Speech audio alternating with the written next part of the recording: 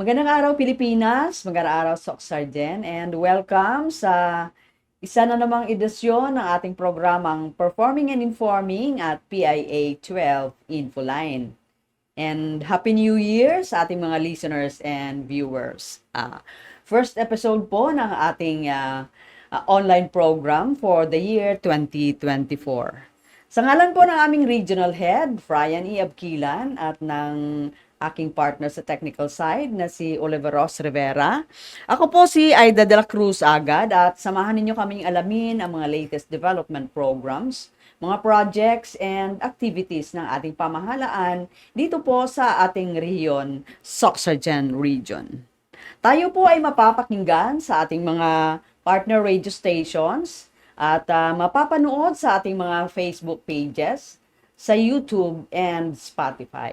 And mapalad po tayo. We have with us today ang Communications Officer po ng Social Security System dito po sa South Mindanao Division 2. And we have with us si Sir Noel Nacion. Sir Noel, bumati ka naman muna for 2024 sa ating mga listeners and viewers. Ma'am Aida, Happy New Year.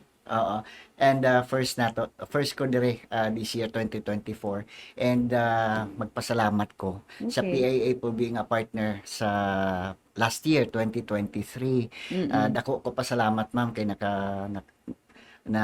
nakapagbigay tayo ng information sa mga members at hindi members ng SSS. Happy New Year sa lahat. Okay. Ito, Sir Noel, timely ito na topic na nais nating iparinig sa ating mga listeners and viewers. Kasi nasa panahon na tayo ng digitalization. Ito yung sinusulong ng ating President Ferdinand Bongbong Marcos. And ginagawa na rin dandahan na rin ginagawa ito ng social security systems. And siguro, Sir Noel, kasi karamihan sa ating mga members yung malapit sa retirement age and hindi pa sila nakapag-online registration. Can you walk us through kung paano itong registration process? Yes, ma'am. Itong digitalization na push through to hindi lang sa panahon ni Bongbong Marcos kundi sa past administration kasi nag-pandemic tayo and gusto ng SSS na kahit nasa bahay lang yung member, ma-access nila yung record nila and maka-file sila ng mga benepisyo nila kahit nasa bahay lang o kung saan man, basta may internet connection sila. So, kaya may website ng SSS, itong www.sss.gov.ph, ulitin ko, www.sss.gov.ph, no? And kailangan munang mag-register ang isang member bago nila ma-access ang tawag dito, ang record nila. Simple lang ba ang registration process? Simple lang, ma'am. Ito, pag ma-open mo yung registration, yung website, makikita mo, ayan, may 66 years na SSS. Sa right portion, may member, may employer. And then sa baba, may mga portals diyan. May Usap Tayo portals, may apply for an SS number online. Kasi ang pag-apply ng SS number, online na. Wala na sa office.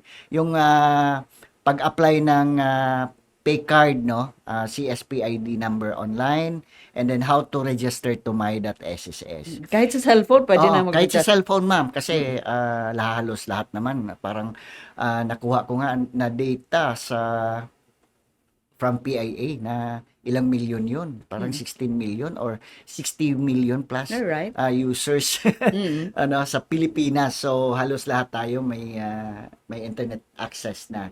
So, para ma-access nila para maka-register sila, it's either i-click nila yung how to register kasi nandun yun, or diretso nila i-click itong member nasa right portion, member, sa baba niyan employer, yung sa member ang i-click nila, and then mapunta tayo sa next window. No, sa next window, ma'am, nandun yung member login. Okay. No? Sa member login, of course, hindi pa naka-register. No? Wala pa silang user ID, wala pa silang Okay. password, so hindi makapag-sign in. Sa baba, ma'am, may 3 boxes yan. Mm-mm. Doon tayo sa register, sa gitna. Mm-mm. I-click nila yon. Kailangan ba, Sir Noel, na bago sila mag-online, naka-ready na yung mga Yes, yung oh. data. Mm-mm. Ito, i-discuss natin ang Mm-mm. next, ang mga data na kakailanganin. Mm-mm. No? And sabi mo kanina na marami ang mga tawag dito, mga papunta na sa senior citizen. Yes. And para malaman ng lahat, may more than 2 million na pensioners ang SSS. So, Okay. lahat yun kailangan mag-register sa my.sss. Yes. Oo. No? So, i-click nila yung register and then ang next niyan is yung kakailangang data na. No? Mm-mm. Una, pinaka-importante ma'am is yung email address. Okay. Kasi kung walang email address, hindi ito makompleto. Kailangan sila ang mag-create ng email Oo. address. It's Oo. either halimbawa, pwedeng magpatulong ng anak, ng Mm. apo, Okay. no? Or kung halimbawa, alam naman ng kung paano, so kuha mo na ng SSA ng email address. Okay. Kahit kung halimbawa may email address ang kumpanya na binibigay sa inyo o nabigay sa inyo, kahit yun muna ang gamitin natin. Mm-mm. At kung wala naman, libre naman kumuha ng email address. Yeah. Kung nakalimutan nyo na yung, kasi ang tagal nyo nang hindi na open, gawa na lang uli, no? For the purpose of SSS, no? Okay. So, ang kailangan niyan, ma'am, is, of course, yung SS number. Mm-mm. Alam nila dapat. Oo. Kung hindi nila alam ang SS number nila, Hindi sila member ng SSS. and hindi, kailangan nilang pumunta ng SSS office. Okay. Muna. Kasi, pag walang SS number, hindi successful o hindi tatanggapin, ayaw tanggapin ng website yan. Mm-mm. Kasi dapat ang member, alam nila ang SS number. Mm-mm. Of course, next is, yan, unang hihingin is ang email address. Mm-mm. Then, next is, i-confirm nilang email address nila. I-confirm, meaning, i-type nila ulit. Okay. Then, preferred user ID. Mm-mm. Kung ano ang username na gusto nila. Halimbawa, ipareho nila sa Facebook account nila. Halimbawa, sa akin naman is Dading Dodong. Halimbawa, yun din ang susundin ko para hindi ako Okay. malito. Okay. No? Or halimbawa, Aida Agad. Pwede, para hindi tayo malito. Para isang username lang. Alright. And then, i-confirm uli yan. Mm-mm. And then, ito na ang information ng member. No? Apelyido. Mm-mm. Given name, middle name, suffix kung junior, senior, the second, the third, o kung ano man. Yeah. And then birthday. And then ito ng address. No? Sa address dito sa atin, i-click muna nila tong province kasi may ano dito May na Metro drop down. Manila na province. Saka sila pupunta doon sa number ng bahay, anong subdivision 'yan. And then pag select cities. Coronadal or Isulan or Tantangan, no? Andiyan 'yon. Select barangay. Hindi na kailangan i-type, i-select na lang ang barangay. Okay. And then select country, of course. Automatic 'yan. And then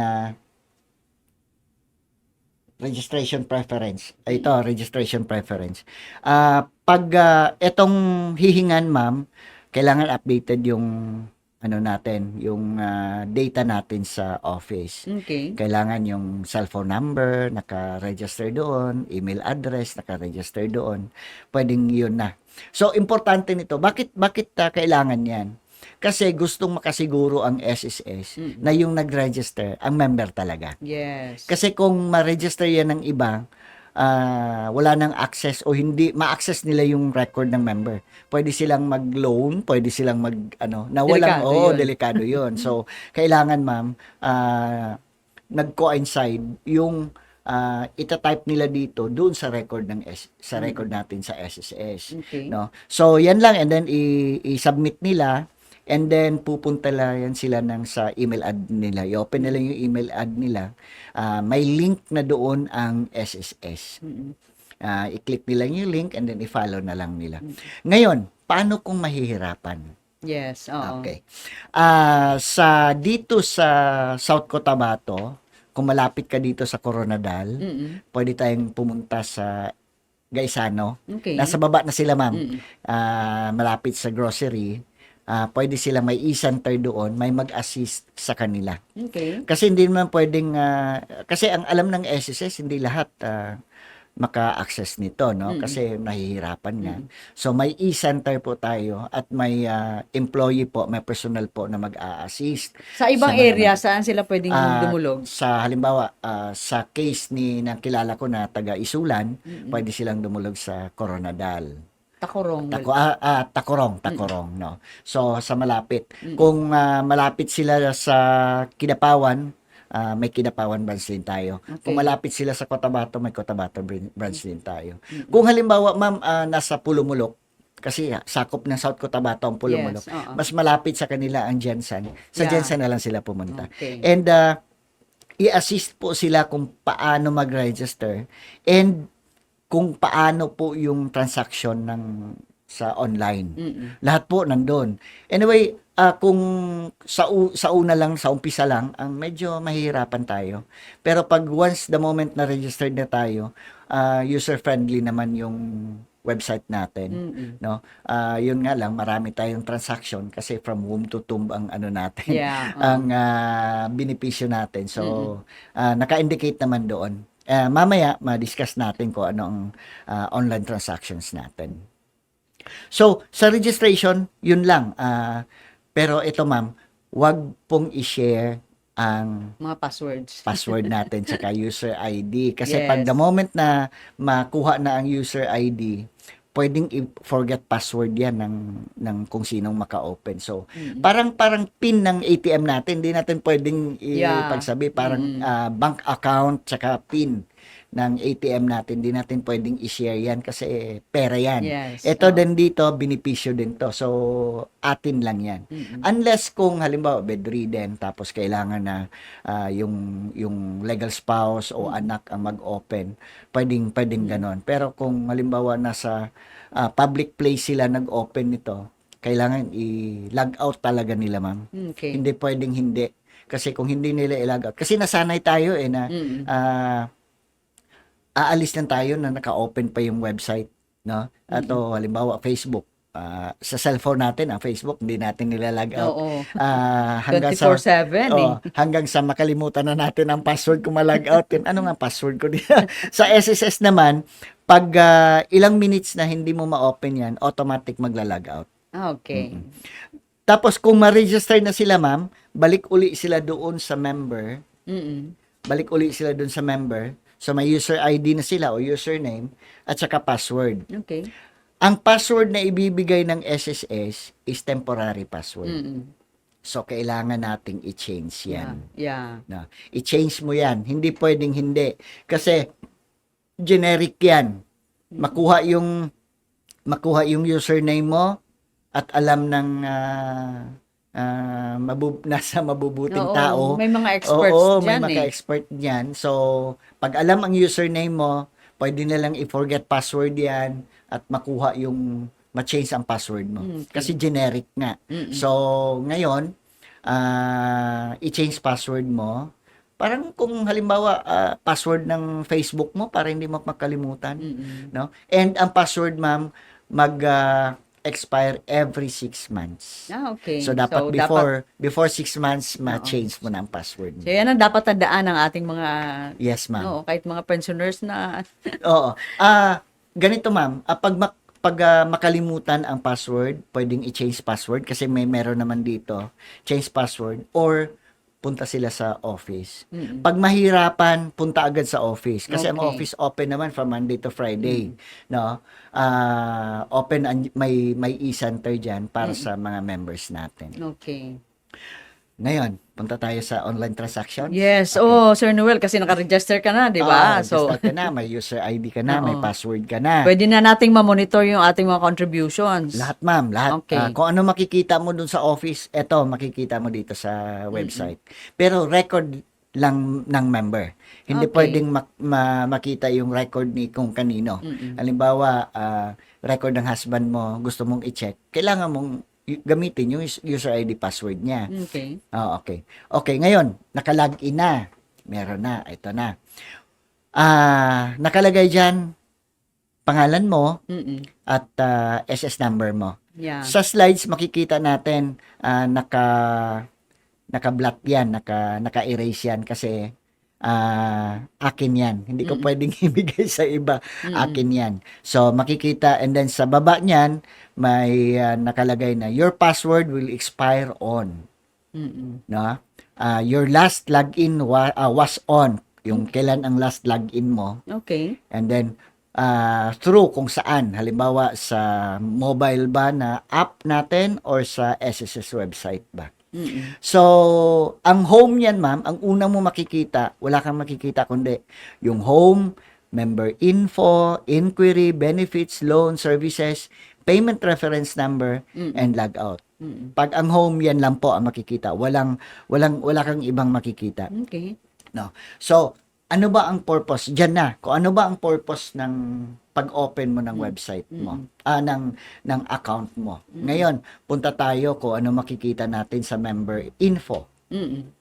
Sa member info, ma'am, makikita natin diyan yung member details. Okay. No, halimbawa, makikita mo address mo, kailan ka nag-umpisa, Okay. kung ano-ano, basta information ng member. Cellphone number niya na register, makikita mo diyan. Sa sunod naman is yung update contact info. Halimbawa, nag-change ng cellphone number, Yes. Oo. email address, pwedeng dyan din, no? I-change natin yan dyan. And then, change password. Okay. Change tayo ng password.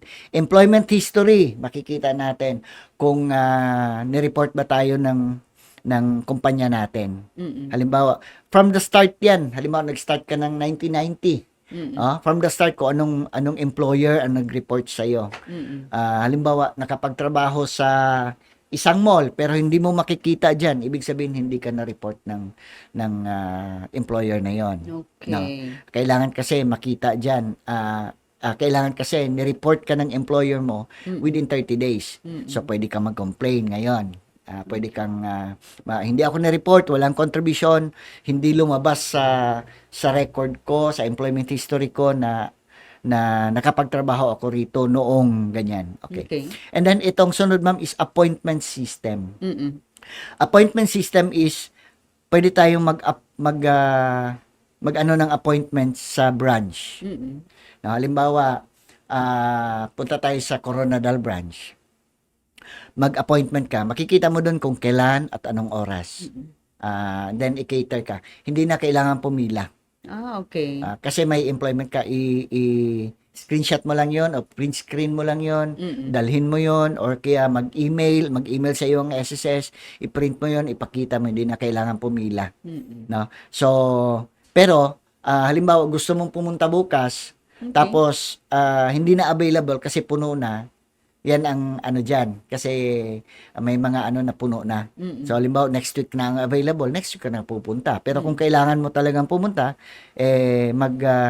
punta ka na lang diretso sa office. Ngayon, itong UMID SSS ID details. Ito, ma'am, ang details to. Kung kailan ka nagpa-ID. Sa ngayon kasi wala na tayong UMID eh. Ang dinig ko, is ang national ID na ang gagamitin. Yung number na lang yung magsilbi na identification. Oo. May memorandum of understanding na ang PSA tsaka SSS. Okay. And later on, doon na yan. No? And dati kasi, ang SSS ang ina-eye ng government na magiging national ID. Okay. Pero ngayon, may national ID na tayo. Kaya doon na tayo. And yung nakapag-file nakapag ID capture, nakapag-file ng application ng UMID. Okay. Tapos from pandemic time until now, pwede nilang i-convert yan into SSS UMID Pay Card. Okay. Ibig sabihin, parang GSIS e-card na ang sa harap ID sa likod ATM. Okay. Parang pag-ibig card na parang ATM na rin. Na. And then, sa baba niyan, ma'am, is update security questions. Kasi, importante din to. In case na makalimutan in case natin yung mga passwords. So, yan. Kailangan din yan. So, i-update natin, i-change natin. And then, Next is sa inquiry. Ano bang pwede natin ma-inquire sa website? Okay. Okay. Ito, benefits. Kung nag-file tayo ng benefits, no, sa inquiry, kung nag-file tayo ng benefits, kung approved na ba, rejected ba, yan. Contribution, ito, importante ito. Kailangan ma-monitor ng lahat ng members ang contribution nila. Kung posted ba, especially kung employed, ma'am. Okay.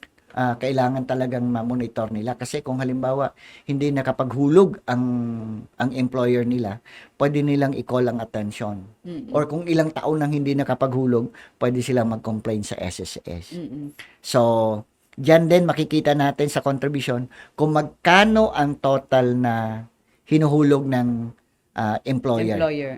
Oo. Sa mga self-employed naman, kung tama ba yung na-post sa binayad. Okay. Halimbawa, 1,210. Kung sakto ba, na-post ba. Kasi ang ano naman natin, ma'am, is digital to. May mga times pa rin na may glitch na baka iba yung na-post. No? And then, eligibility. Ito yung eligibility, ma'am. Pwede mong makita kung magkano ang possible na magiging benepisyo mo. Okay. Halimbawa, retirement benefit. Pero sa retirement benefit, hindi mo pwedeng ma-click itong eligibility kung hindi ka pa nakaabot ng 120 months contribution. Sa ibang benepisyo naman, halimbawa, Sa loans, Oo, pwede rin. Okay. Pwede rin. Loans, sickness benefit, maternity benefit, funeral, Okay. retirement, death, yan, pwede mong ma-check dyan. And then next is, pwede mo ma-inquire ang loan info mo. Halimbawa, hinuhulugan ba? Nire-remit ba ng employer mo yung tawag dito, yung bayad mo sa loan? Kasi may deduction ka niyan, no? Or, hindi ka nakapagbayad, magkano na yung penalty mo? Okay. Yan, info.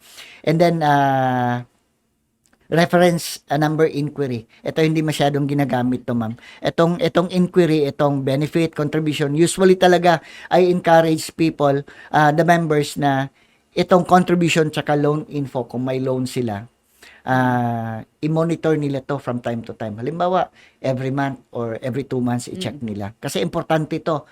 Kasi pag hindi ni-remit yan ng 6 na buwan, yung employer mo, mahirapan na yan kasi 6 na buwan na yun Yes, oo. Malaki na yun. Pero kung halimbawa, ay, sir, ma'am, last month po, hindi pa po posted yung contribution natin. So, kasi maliit pa lang, pwede pa nilang habulin yung loan info. And then, mapunta tayo sa benefits. Dito man sa benefits, ma'am, ito yung lahat ng benepisyong pwedeng ma-claim ng member dito sa website natin, sa my.sss. Okay. Okay. Una, mag-submit ng maternity notification. Sa mga buntis po ng mga members ng SSS na mga babae, kailangan po mag-submit ng maternity notification, ma'am, before manganak. Okay. Okay. May specific na period? Wala naman. Halimbawa, 1 month na buntis, nung nalaman na buntis, hanggang bago manganak, pwede pa, no? Pero we advise na first trimester, mag-submit na ng maternity notification. Wala namang requirement dyan eh. Ang itatanong lang dyan, kailan ka manganganak, Okay. pang-ilan ang baby mo na mo. Dyan sa pang-ilan, isali natin yung miscarriage. Isali natin yung, ano bang tawag dun, ma'am? Yung naipanganak pero Stillbirth? Stillbirth, oo. Kasama yon, counted yon. Ang kambal may claim naman, pa rin yun siya, sir. may claim. Kung na-claim yun noon. Kung halimbawa, kambal, count as 1. Okay. Kung kambal, count as 1. Then, mag-apply ng maternity benefit. After na ng pagpanganak yan.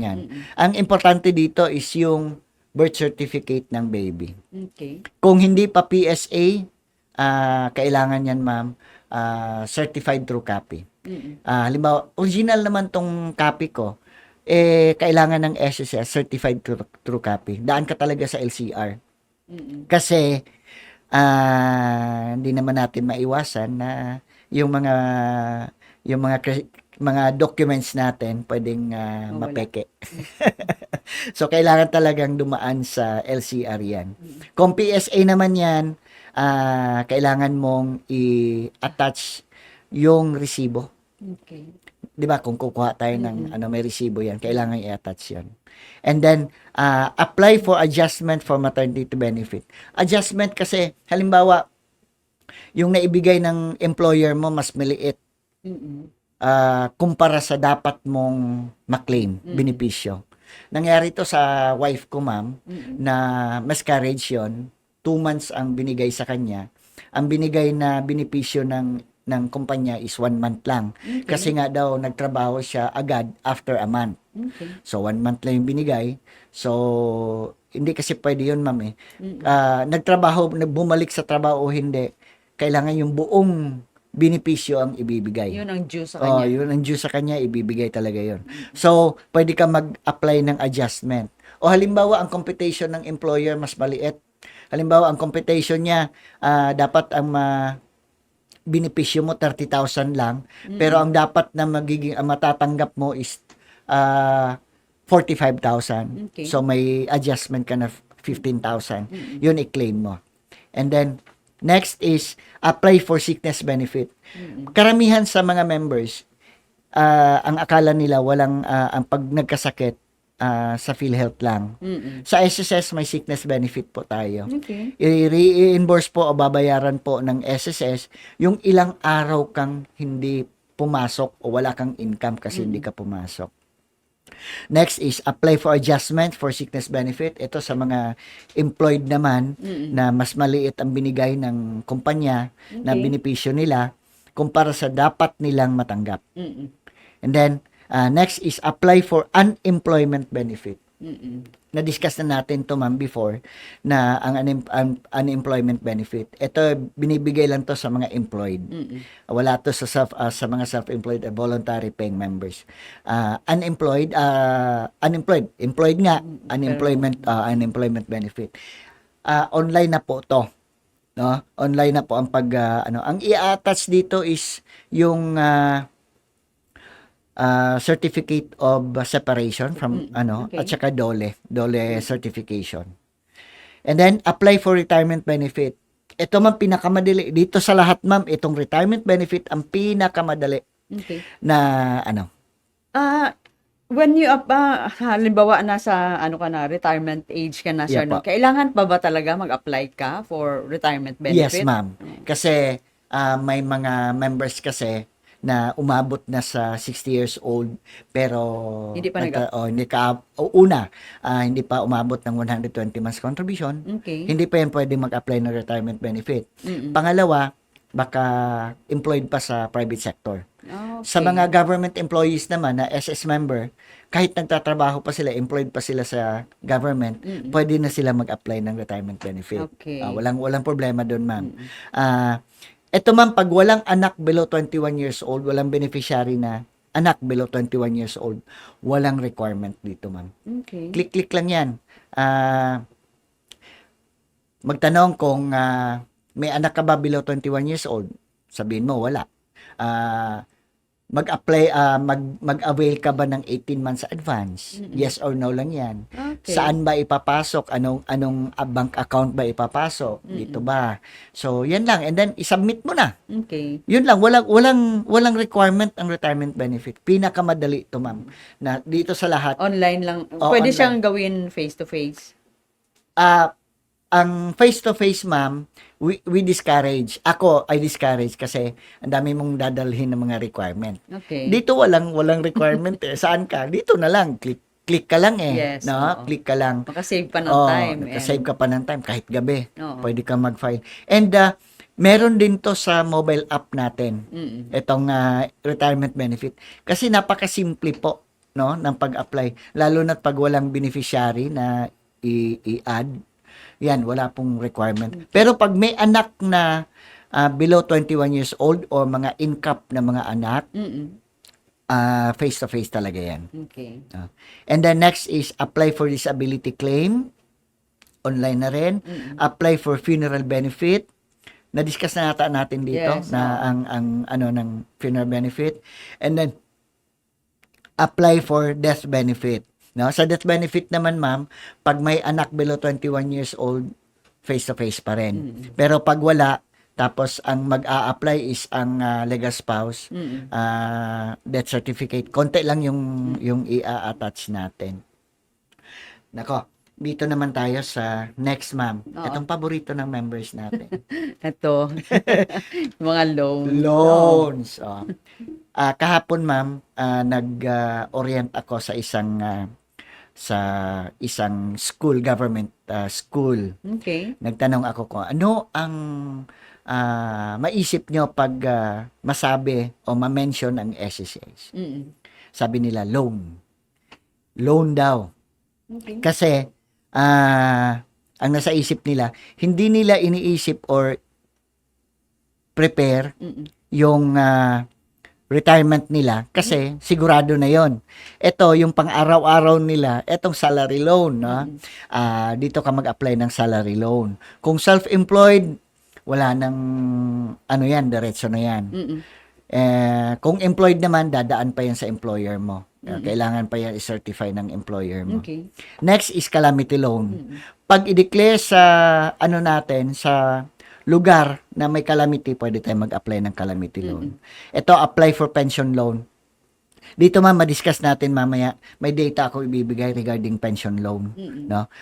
And then, apply for condonation. Ito yung condonation, consolidation of past due short-term member loan with condonation of penalty program. Marami sa atin na hindi nakapagbayad, nagwo-worry tayo na malaki na yung penalty. Ito po yung sagot sa mga worries natin, itong condonation. Sir Noel, pwede Yeah. natin i-skip itong services. Proceed tayo dito sa PRN, itong payment Yes, reference ma'am. Yes, number. ma'am. Kasi itong pinaka-interesting na part, Yes, ma'am. kailangan mo magbayad, wala kang PRN. Paano ba tayo makapag-generate ng PRN? Okay. Itong PRN, kailangan to para makapag-remit ang isang, halimbawa sa employer, ano natin, no, ang employer, kasi alam naman lahat ng employer yan. Pag ang member, ma'am, halimbawa self-employed o voluntary paying member, or Okay. kahit OFW, bago sila makapagbayad, kailangan ng PRN, Payment Reference Number. So, punta tayo dun i-click natin yung Payment Reference Number, Services, and then Payment Reference Number. Hindi ka makapagbayad online pag wala kang Yes. PRN o payment. Sasabihin ko sana na kasi itong pagbayad ng contribution natin sa loans, pwede ng online. Online, yes. Saan ba pwedeng magbayad? Pwedeng sa credit card, pwedeng sa GCash, pwedeng sa Paymaya. Paymaya. Oo. Pero halos lahat may GCash. Pwede bang transfer? Bank transfer, ano bang bangko yan ang pwede? Parang BPI, BDO, parang ganon. Hindi ko maano, ma'am. Union Bank ba yun? Hindi ko maano kung pwedeng bank transfer. Pero may mas malaki ang fee. Okay. Pero pag GCash, parang 15 pesos lang ata. Ang ano. Usual, ma'am, kahit sa amin, GCash ang ginagamit namin. Kasi kahit saan pwede ka mag-cash in. Pwedeng sa tindahan, pwedeng sa ETAP o kung saan man, Okay. pwede kang mag-load ng GCash, no? And i-click natin yung contribution. And then pag natapat na yung cursor natin sa contribution, meron diyan PRN, may generate. Okay. And then mag-generate tayo. Mag-change ba itong PRN every time na magbabayad? Yes po. Okay. Halimbawa, ang na-generate mo is only for the month of January, ngayong buwan. By following month, next bayad mo, generate ka ulit. Okay. Oo. Bakit kailangan tong payment reference number? Hindi, kasi dati ma'am, wala to eh. Itong payment reference number, para ma-post agad ang contribution o ang loan ng loan payment ng member. Okay. Kasi the moment na magbayad ka, automatic makikita mo. Kung may delay man yan, oras o araw lang, Okay. no? As per experience ni Ma'am Aida, ilang posted ba agad? Mga 2 days? Hindi na inabot ng 2 days. O hindi na posted agad, Oo. makikita mo agad. So, convenient po kasi kahit nasa office tayo, kahit sa bahay tayo. Kahit nakatayo, hawak ang cellphone. Oh, Pwede. kahit halimbawa, ma'am, nasa grocery ka, Mm-mm. kung mabilis o malakas ang internet connection doon. Kahit nakahiga ka, joke ko nga, kahit nasa CR ka pwede kang magbayad ng contribution mo. Ang importante lang, ma'am, maka-generate tayo ng PRN. Hindi naman kailangan na pag-generate natin ng PRN, bayaran agad. Kasi may nakalagay doon kung kailan yan ang due. 'Di ba? Kung mag-generate tayo ng for the month, halimbawa nakapag-generate tayo ng for the month of December Okay. or October, November, December, naka-indicate naman doon na ang deadline noon is January katapusan Okay. ano bang araw ang January 31? Ma-check ka natin. January 31, kung ang January 31 na fall sa Wednesday. Wednesday talaga. Pero kung na-fall yan, ma'am, ng Saturday, Mm-mm. February 2 ang deadline. Okay. No, ma-move yan na next working day. Mm-mm. No, kung halimbawa ang January 31 na declare na holiday national, ma-move yan sa February 1, Thursday. Pero kung local lang, ma'am, Okay. hindi na yan ma-move. Mm-mm. Pero we suggest kung online naman ang pagbayad mo, kung halimbawa deadline is ma-fall ng Saturday o Sunday, and online ka naman magbabayad, bayaran mo na lang on time. Okay. No? Kasi online na nga, wala namang limit dyan kahit gabi. Mm-mm. Bayaran na lang. Ito, ma'am, ang payment reference number, binibigyan natin ang members na para magaan yung buhay. Magaan yung, kasi, kailangan pa nating pumila doon sa bayad center. Kailangan pa Yes, nating pumila doon sa office. Tapos, pag punta mo sa office, deadline ka na nagbayad, ang daming gustong magbayad. So, nakapila ka doon. Pupunta ka ng alas 10 ng umaga, makalabas ka ng alas 2 ng hapon. So, Yes, kung online naman ang pagbayad mo, agad-agad pwede mong i-remit yan.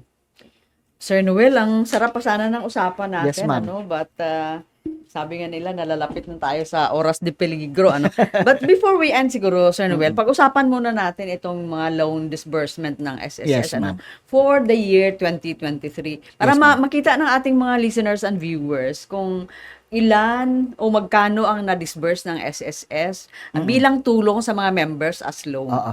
Ma'am, ang dala kong data, ma'am, is sa pension loan lang. Kasi ito yung sa mga retiree pensioners kasi wala na silang ibang benepisyo. Wala na silang pwede silang mag-loan. Pension No? loan. And then kung mag-loan naman sila sa labas, malaki yung Yes, interest. Dito sa SSS. Yung iba nga nakasanla yung mga ATM. Yes, ma'am. And nakasanla, naiwan doon. Dito sa SSS, hindi kailangang iwan yung ATM nila. And sinisiguro ng SSS na may matira pa at least 50% Okay. ng loan nila. So, ang data maibigay ko, latest sa 2023, is para sa South Mindanao too. Okay. Sa Cotabato, ma'am, may 1,224 tayo na nag-loan. Okay. May 42 million tayong na-disburse. No? Sa General Santos, ito ang pinakamarami, 3,894, 149 million yung napautang natin. Sa Kidapawan, 908, 33 million. Sa Coronadal naman, 2,540, 130 million yung na-disburse natin. Tacorong, 910, 35 million yung na-disburse natin. Napautang natin. Malaking tulong yan. Etong sa ma'am, na-disburse natin sa Mindanao South 2 Division, latest data natin ng 2023, 392 million. Okay. Malaking tulong to sa mga pensioners. Yes. Bakit ko nasabing malaking tulong? May mag-argue kasi, ma'am, na utang naman yan. Malaking tulong kasi may matira pa sa pension nila. Okay. At hindi iiwan yung nila. Ang office mate ko, ma'am, may tita siya na nakasanla yung ATM nila. Sabi niya, pag naisanla daw, ma'am, yung sobra na lang ng kung ilang libo yung natitira doon sa na ibalik sa kanila. Okay. So, ang tendency, ma'am, pag pwede na mag-reloan, magre-reloan uli. So, dito sa SSS, hindi pwedeng mag-reloan ang nakapag-utang na hanggat hindi ma-fully pay. Okay. Kasi, di naman kailangan mag-worry kasi may natira pa sa... Yes, meron pang 50% na 50%. pension. Oo, pension. And sa hindi po kakaltasan yung natanggap nila nung December na 13th month pension, hindi kakaltasan yon. Ang kaltas po niyan o ang bawas po niyan, yung 12 months lang. So, ayaw kasi ng SSS na mahirapan ang pensioners natin na kahit nangutang sila, may matira pa rin sa pension nila. Yes. Oo. Yan lang po. Maybe one of these days, mai-report ko yung accomplishment of 2023. Okay. Ang sarap pa sana ng usapan natin, Sir Noel, but sad to say. Siguro before we end, final words niyo na lang po. Okay. Natapos na po ang 2023, ma'am. Yung in-encourage natin nung January, nung bago pumasok ang 2023, kumusta na po? Nakapagpatuloy na ba sila ng SSS contribution nila? Kung hindi pa, umpisa na po natin ng 2024. 1 year delay is 1 year delay. No? Delayed na tayo. Maapektuhan po yung benepisyo pag-claim po natin ng benepisyo. So, pero sabi ko nga, hindi pa huli ang lahat. Pwede pa tayong maka-avail ng mga benefit natin. Time comes na kailangan natin. Yes. So, again, thank you very much. Maraming salamat po. Thank you very much sa ating guest for today, ang Regional Communications Specialist ng Social Security System South Mindanao Division 2, si Sir Noel Nacion. Sir, thank you very much. Salamat. Salamat, PIA.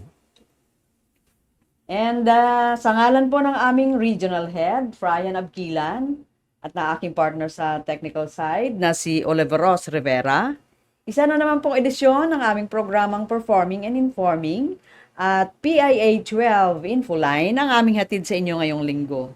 Marami pong salamat sa inyong pakikinig hanggang sa susunod na linggo po. Muli po ako po si Aida de la Cruz Agad.